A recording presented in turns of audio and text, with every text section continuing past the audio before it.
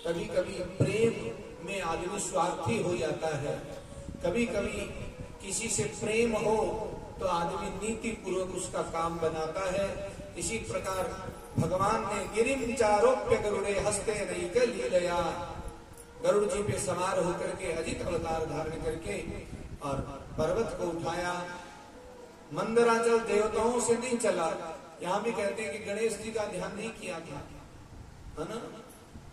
गणेश जी, यहाँ तक कि भगवान शिव और पार्वती जी के विवाह में भी गणपति पूजन हुआ। किसी ने कहा भी वो तो उनके बेटे थे। तो ये आदि देवता है, ये आदि गणेश रूप में पहले से है और वही गणपति रूप में बाद में भगवान के प्रकट होते हैं। जैसे कि भगवान नारायण तो पहले से ही है, लेकिन वो राम कृष्ण रूप में, नृसिंह रूप में, वामन रूप में समय समय पे प्रकट होते हैं। सबसे पहले विष प्रकटा। विष क्या है? हमारे जीवन की निंदा और कर्कश जो वाणी है, ये विष है। जब तक इसको दूर नहीं करेंगे तो अगला काम नहीं बनेगा। इसको कौन ग्रहण कर सकता है? जिसके हृदय में राम बसे हों, और वो है भगवान शिव। बोलिए शंकर भगवान की।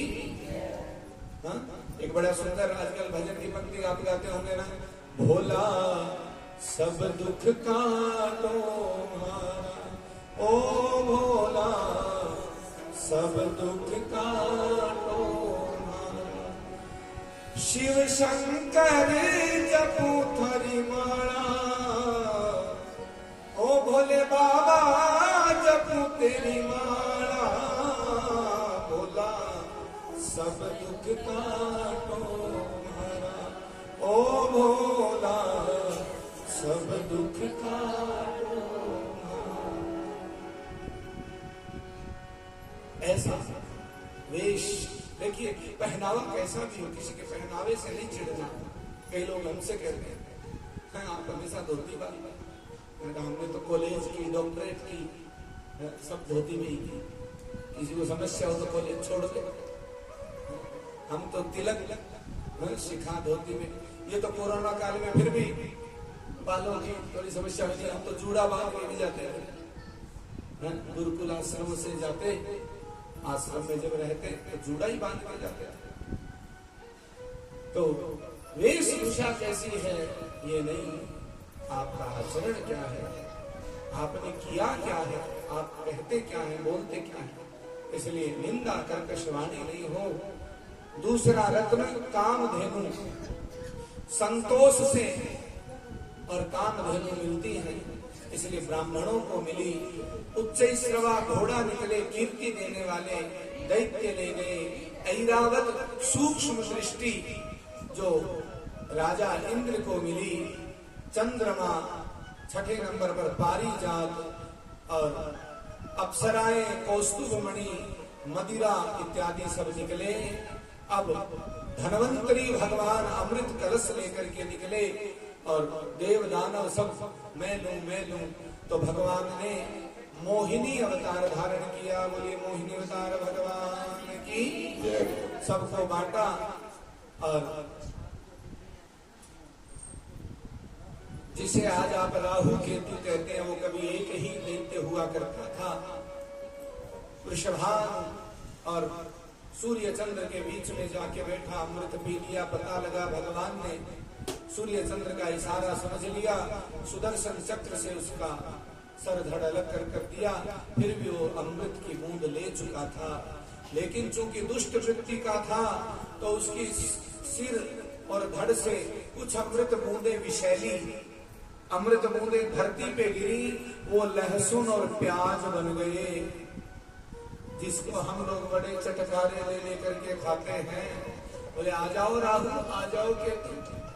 सूर्य चंद्र आए ना आए, राहु केतु को तो रखे लेंगे अपने पास। हाँ? और फिर एक घर में राहु बन जाता है, केतु बन जाते हैं, धड़ा चलता रहता है। इसलिए भगवान को कभी भी लहसुन प्याज भोग नहीं लगता। ये राहु केतु की छींटे हैं। बोलो राधे राधे। एक भैया बोली आज तक पता ही नहीं। मैंने कहा भैया पहली बार कथा में आई है, वहां कथा सुनते सुनते तो बुढ़ी होगी, लेकिन सुना ही नहीं।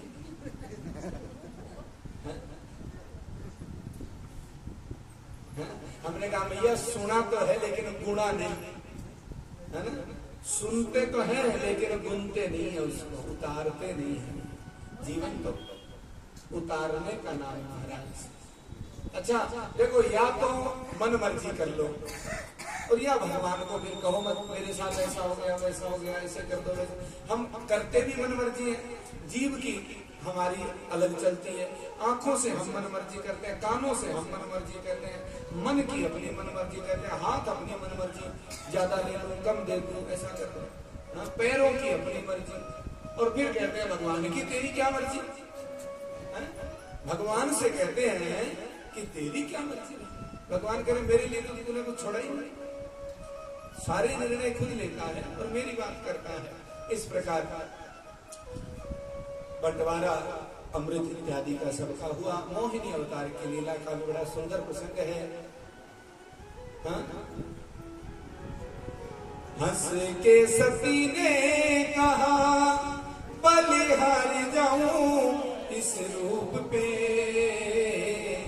एक दिन तुम्हारे लिए आए मुरारी इस रूप में, इस रूप में मोहिनी रूप बनाया मुरारी, अब है तुम्हारी बारी,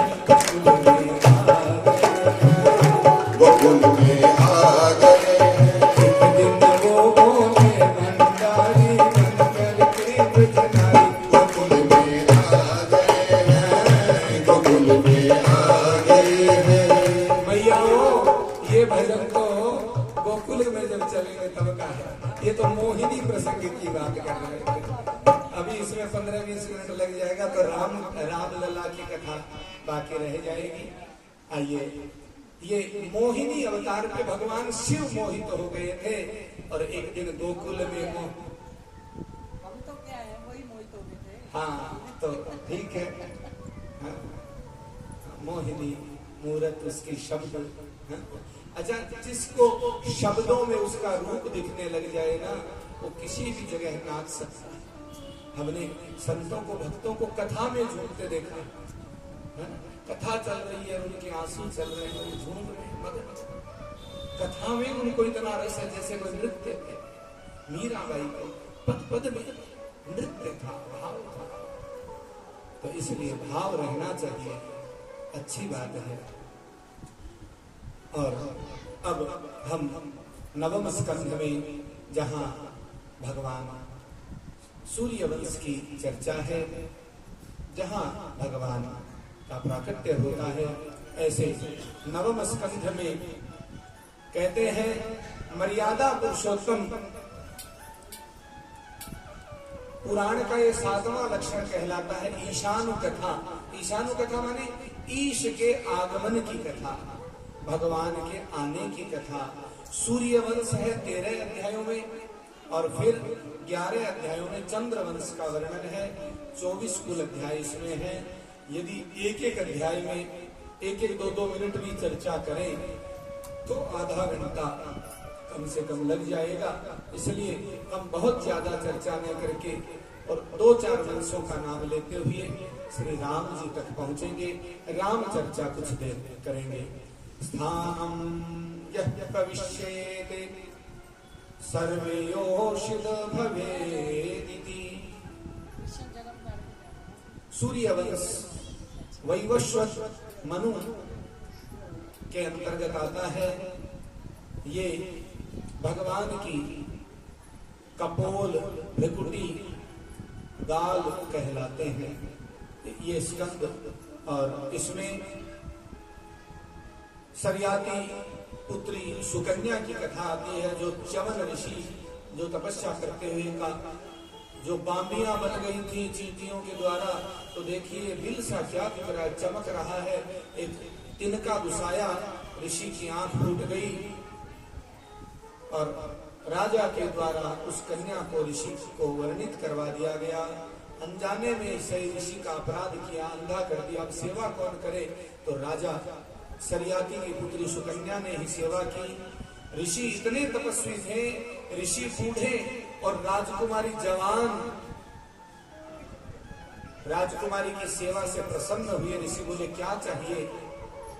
बोले प्रभु और कोई बात नहीं, लेकिन सब आपको बूढ़ा बूढ़ा कहते हैं, मुझे अच्छा नहीं लगता। अश्विनी कुमारों का आह्वान किया और नव यौवन को प्राप्त हो गए ऋषि च्यवन, और जिन औषधियों से उनको ठीक किया, जिसका आजकल नाम पड़ गया च्यवन प्राश, उसमें वो औषधियां हैं कि आपके यौवन को, युवावस्था को, आपकी त्वचा को मुरझाने नहीं दें। लेकिन महाराज और इतना ठंडा गरम चटपटा बाजार का खा लेते हैं कि बेचारा च्यवन प्राश क्या करेगा।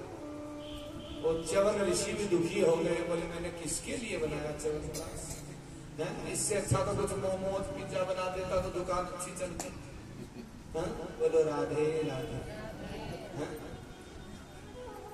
हमें शुरू में पता नहीं था ये क्या होता है मोमोज वोमोज, तो एक दिन उसकी फोटो सर्च की तो ऐसे लगे जैसे कोई मरे हुए पिल्ले का अंदर का लोग थोड़ा सा निकाल के रखे हैं, इतना सा गोल गोल सा, लोग कहते हैं मोमोज। बताइए वो कच्चा कच्चा सा पता नहीं क्या। अच्छा, संसार में एक भी व्यक्ति कोई उससे खा के ठीक हो जाए, स्वास्थ्य लाभ प्राप्त कर ले, तो समझ में आए कोई औषधि नहीं, कोई अन्न नहीं, कोई पका नहीं ढंग से, वो